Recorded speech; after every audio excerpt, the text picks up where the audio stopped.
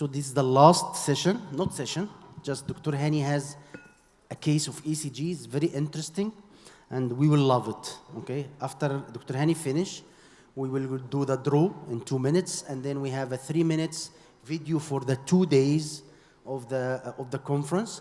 And if you go to the Facebook site for the Abu Dhabi Cardiology Forum, you'll find all the photos and all the videos already there.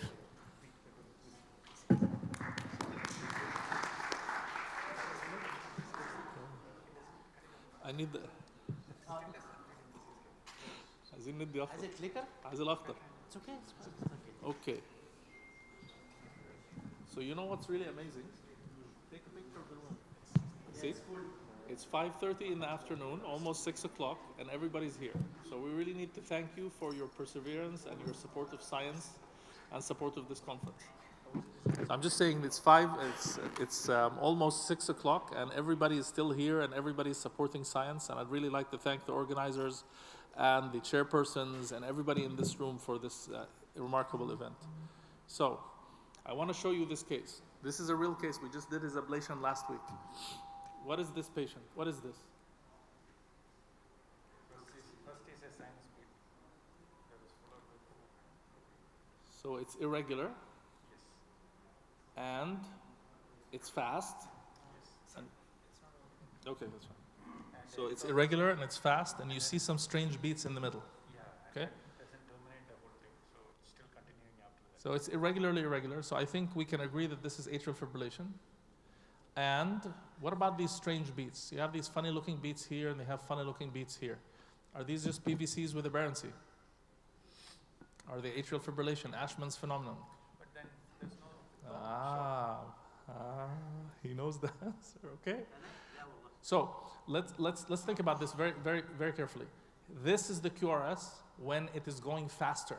When it slows down, it appears to be wider. So that goes against aberrancy, right? Aberrancy, when the rate goes faster, you have a right bundle branch block. So this is becoming a little suspicious. And then you have them in a sort of group here, and then it slows down, and then it goes back to narrow.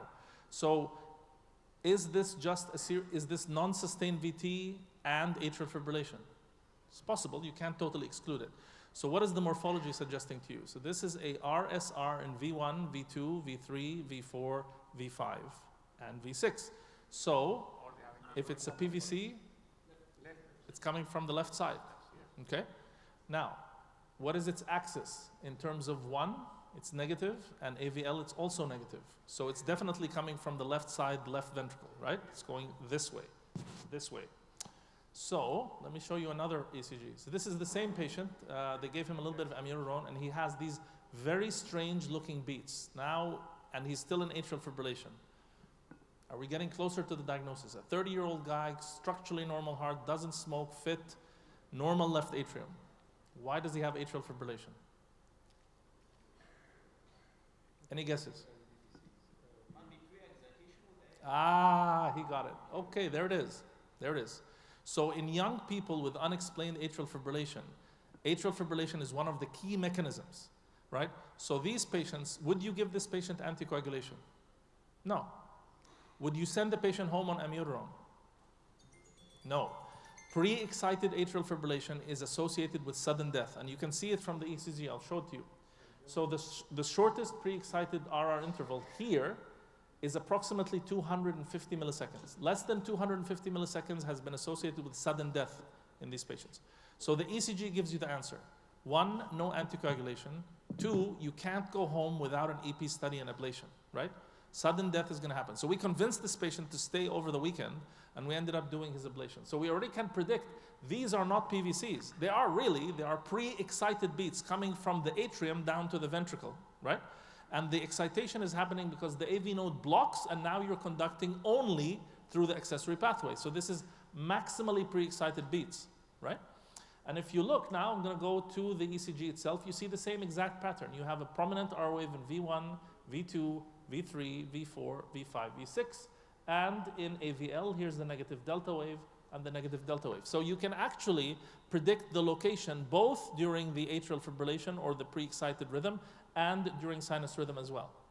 So, and here there's fusion between the AV node and the accessory pathway. Here, there is pure conduction through the accessory pathway. It's very wide and very bizarre. Does that make sense? So initially, this was interpreted by the emergency room physician as atrial fibrillation with PVCs. Amiodarone was given as per AFib protocol, but of course the patient terminated, and then we didn't give the patient any kind of anticoagulation afterwards, because this is not AFib.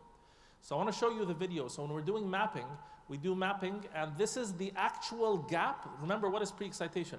It's a muscle bundle that connects through the fibrous triangle. You see this?